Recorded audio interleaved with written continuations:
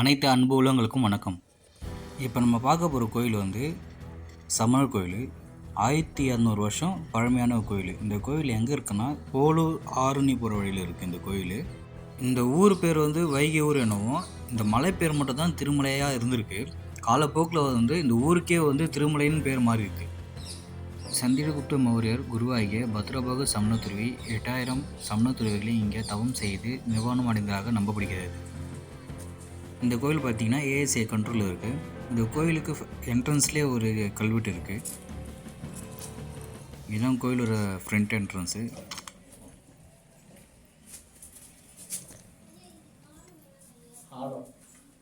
கோயில் ஒரு கோபுரத்துக்குள்ளே எப்படி இருக்குன்னு பார்க்கலாம்.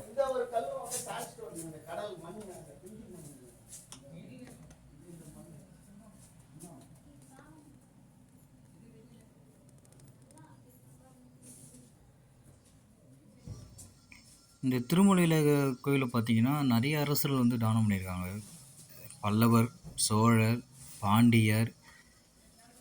அதுக்கப்புறம் பார்த்திங்கன்னா மேலே இருக்கிற பெயிண்டிங்லாம் வந்து விஜயநகர பேரரசு காலத்தில் வந்து 15லேருந்து 17ஆம் நூற்றாண்டுக்கு இடைப்பட்ட காலத்தில் வரைஞ்சிருக்கலாம் அப்படின்னு சொல்கிறாங்க. அப்போ பார்த்திங்கன்னா விஜயநகர பேரரசும் வந்து இங்கே வந்து இந்த கோயிலுக்கு வந்து நிறைய திருப்பணிகள்லாம் பண்ணியிருக்காங்க.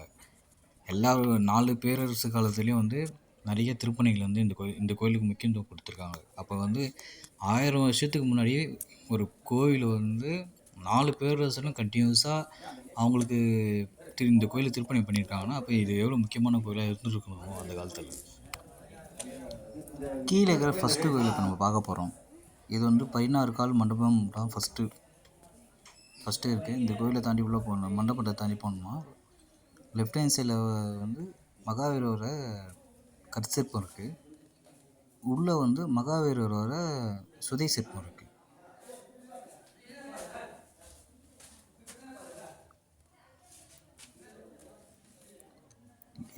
கொஞ்சம் டேமேஜாக இருக்குது. ரியலாக இருந்தால் எப்படி இருக்குன்னு ஒரு ஃபோட்டோ இப்போ காமிக்கிறேன்.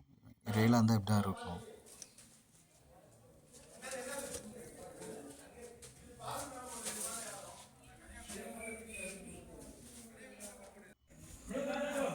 இங்கே கல்வெட்டில் வந்து சோழன், பாண்டியன் இவங்களோட கல்வெட்டுலாம் இருக்குது. இந்த கல்வெட்டு மூலம் வந்து நம்ம வந்து தெரிஞ்சுக்கலாம் யார் யார் எந்தெந்த ஆட்சியாண்டில் என்னென்ன பண்ணாங்க.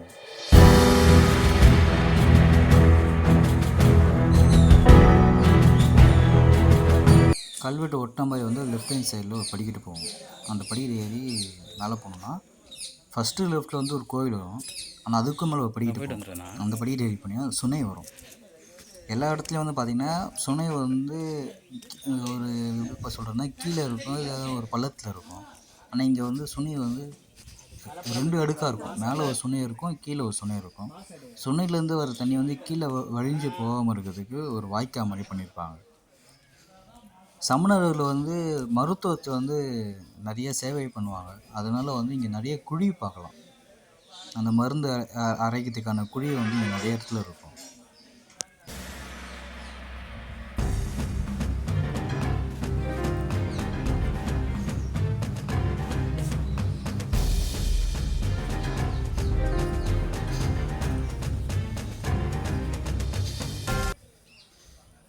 நான் சொன்ன மாதிரி பார்த்திங்கன்னா இங்கே ஒரு குழி இருக்குது பார்த்திங்களா. இந்த குழியிலலாம் வந்து தண்ணி பக்கத்தில் இருக்கனால இந்த தண்ணியை பயன்படுத்தி மருந்து அரைக்கிறதுக்கெலாம் பயன்படுத்திக்கலாம்.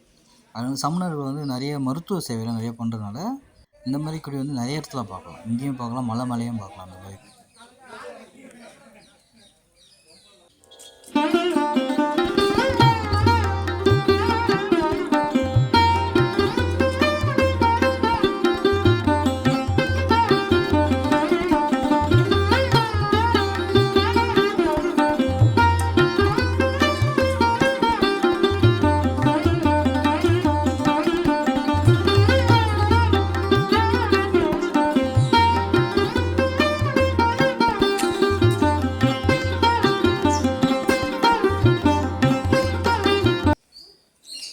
சுனையிலேருந்து வெளியே வந்தோம்னா இதான் 2வது கோயில். இங்கேயும் வந்து மகாவீரர் வந்து பெரிய ஒரு 4 அடியில் ஒரு சிற்பம் இருக்குது, கற்சிற்பம். 2வது கோயிலை பார்த்துட்டு லெஃப்ட் ஹேண்ட் சைடில் பார்த்திங்கன்னா ஒரு சின்ன குகை இருக்கும். இந்த போகிறோம்ல இந்த படிக்கட்டு தான். இது கொஞ்சம் தள்ளி இருக்கும். அதனால் வந்து பார்க்காம போயிடாதீங்க. லெஃப்ட் ஹேண்ட் சைடில் வந்தீங்கன்னா மேலே ஏறி போய் பார்க்குற மாதிரி இருக்கும். ஒரு ஆள் தான் போகிற மாதிரி இருக்கும். ஒரு ஆள் போயிட்டு பார்த்துட்டு வெளியே வந்து இன்னொரு ஆள் போகிற மாதிரி இருக்கும். ஒரு சின்ன கோவில் தான் இது. ஒரு புடைப்பு சிற்பமாக இருக்குது. அம்பிகை, பாகுபலி, மகாவீரர், பாசனார் சிற்பம்லாம் இருக்குது. கடைசியாக பாசனார் இருப்பார்.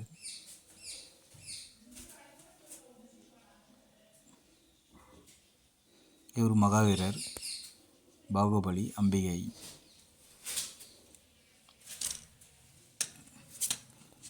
இது ஒரு கோயில் போல் அமைப்பு கட்டாமல் இருந்தாங்கன்னா நம்ம கீழே இருந்து தான் இந்த புடைப்பு சிற்பத்தை பார்க்குற மாதிரி இருந்திருக்கும். கிட்டத்தட்ட ஒரு 20 அடிக்கு மேலே தான் இந்த சிற்பம்லாம் இருந்திருக்க வாய்ப்பு இருக்குது.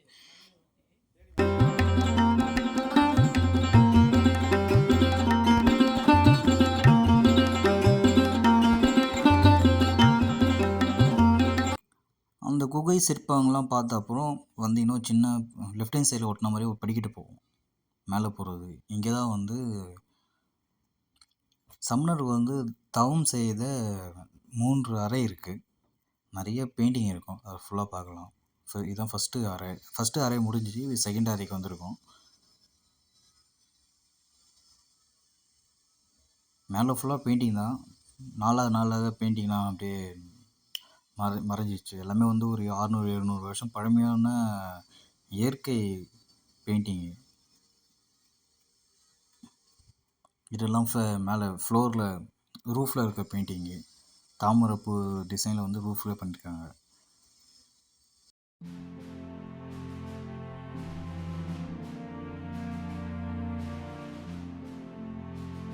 இங்கே இருக்கிற பெயிண்டிங்லாம் இப்போ எப்படி இருந்திருக்குன்னு சொல்லிட்டு காஞ்சிபுரத்தில் ஒரு கோவில் இருந்திருக்கு.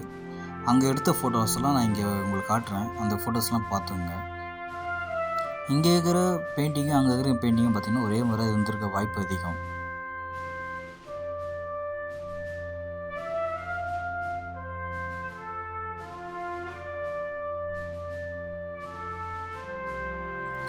இந்த கோவிலில் இருக்கிற ஹைலைட்டான பெயிண்டிங்கே வந்து இந்த வரைபடம் தான். இந்த வரைபடம் பார்க்குறது தான் இங்கே நிறைய பேர் வராங்க.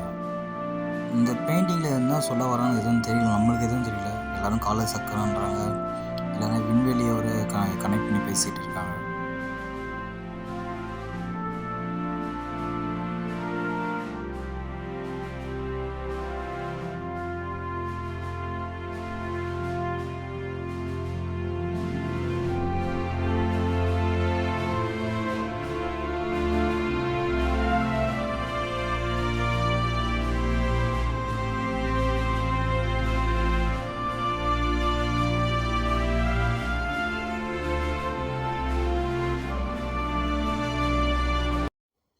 சமணத்துறையோட வாழ்க்கையோட வரைபடம்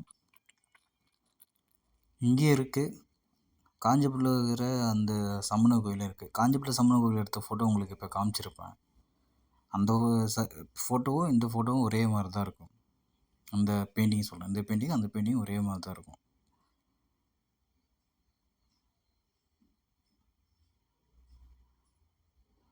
மேலே ஃபுல்லாக பார்த்தீங்கன்னா ஃபுல்லாக டிசைன் தான் பண்ணியிருப்பாங்க. ஒரு ரூமுக்கும் ஒரு ரூஃப்லேயும் வந்து ஒரு டிசைனில் இருக்கும் பெயிண்டிங்கு.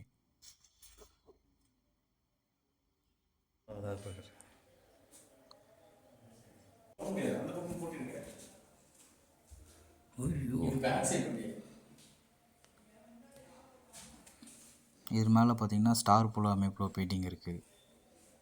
இந்த பூலாம் பார்த்தீங்கன்னா இந்த ஒரு லைட்டில் ஜொலிக்கிற மாதிரி இருக்குது. இருட்டில் வந்து ஜொலிக்கிற மாதிரி வந்து பூ அமைப்பெலாம் இருக்குது. கீழே பெயிண்டிங்லாம் முடித்த அப்புறம் பின்னாடி வழியாக வந்தீங்கன்னா மேலே மலைக்கு ஏறலாம். கோயிலில் ஒட்டின மாதிரியே பின்னாடி வரும். இப்போ நம்ம கோயில் ஃப்ரண்ட்டில் முடிச்ச அப்புறம் வெளியே வரணும்.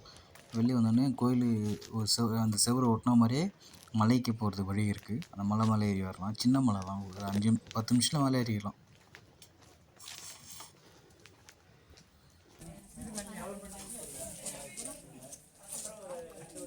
மேலே ஏறோடனே ஃபஸ்ட்டு என்ட்ரன்ஸ்லேயே ஒரு கல்வெட்டு இருக்கும். ஃபுல்லாக டேமேஜாக இருக்கும். எதுவுமே கிளியரெல்லாம் படிக்கலாம் முடியாது கல்வெட்டில்.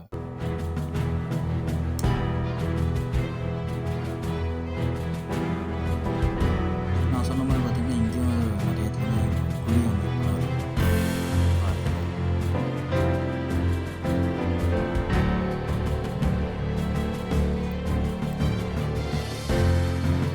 தமிழ்நாட்டிலேயே மிகப்பெரிய புடைப்பு சிற்பம் நேமிநாத சிற்பம் இங்கே தான் இருக்குது.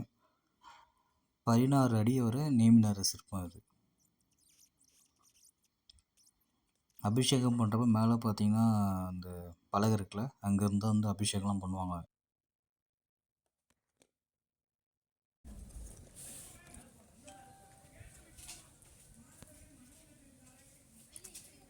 நேமிநாதை பார்த்துட்டு அப்படியே மேலே ஏறி போகலாம்.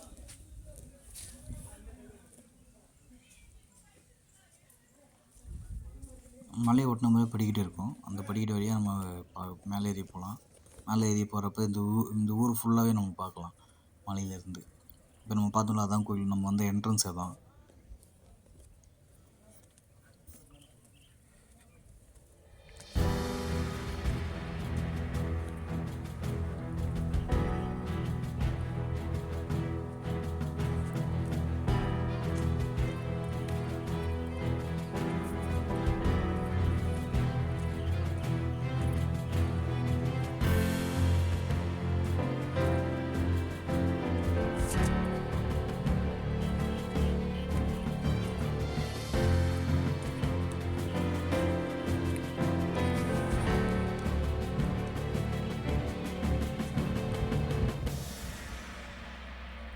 மகாபலிபுரத்தில் பார்க்குற மாதிரி கிருஷ்ண வெண்ணை உருத்தானுவாங்களா, அதே மாதிரி இங்கே ஒரு பாறையிலும் தனியாக நிற்கிது.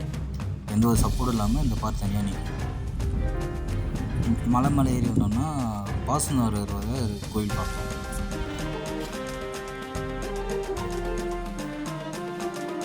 இங்கே வந்து பாசனார் வந்து தனி சிற்பமாக இருக்குது.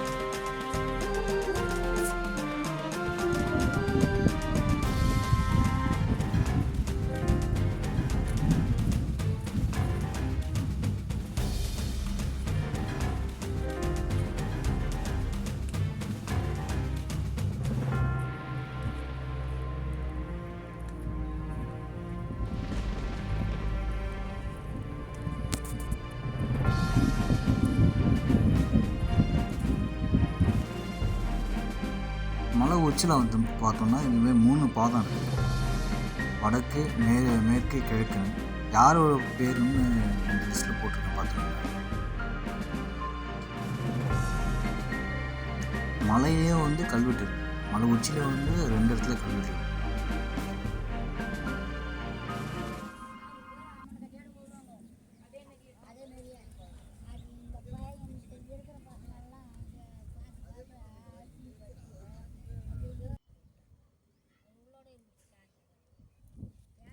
இது 2வது பாதம்.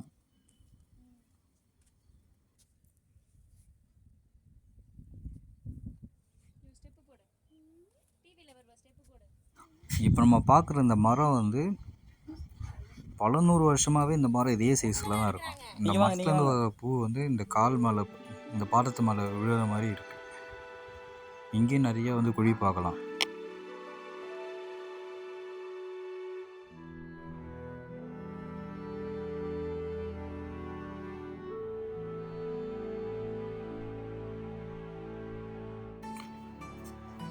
மலை உச்சிலேருந்து இப்போ கோயிலை பார்க்குறோம். இந்த கோயில் ஒரு ஒட்டின மாதிரி அந்த சேறு போதில், இந்த சேறு வழியாக வந்தால் தான் மலை மேலே ஏறி வர முடியும். நம்ம பார்த்த ஃபஸ்ட்டு கோபுரம், ஃபஸ்ட்டு கோயில் அதான் கீழே இருக்கிற கோயில். அதுக்கு மேலே தான் 2வது கோயில் இருக்குது.